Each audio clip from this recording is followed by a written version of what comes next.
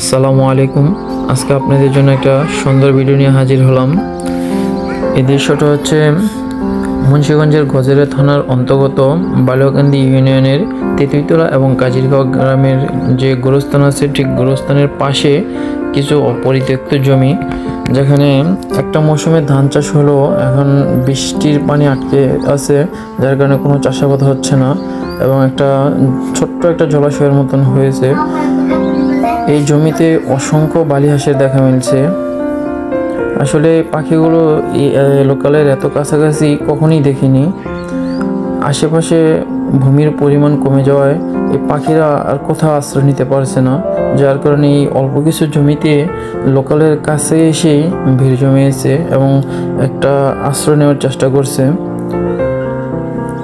দেখেন, এই পাখিগুলো প্রায় বিলুপ্তি প্রজাতির পাখি। এগুলো বালি হাঁস, অনেকে চিনে থাকবেন। জানি না আপনারা ইতিপূর্বে কখনো এই সমস্ত জমিতে এই পাখি দেখছেন কিনা।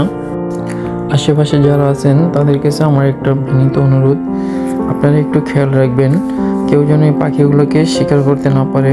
শিকার করতে এসে যেন পাখিগুলোকে এখান থেকে তাড়িয়ে না দেয়, আপনারা একটু খেয়াল রাখবেন।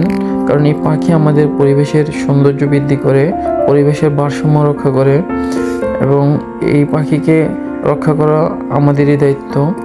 তাই আপনারা দয়া করে একটু খেয়াল রাখবেন।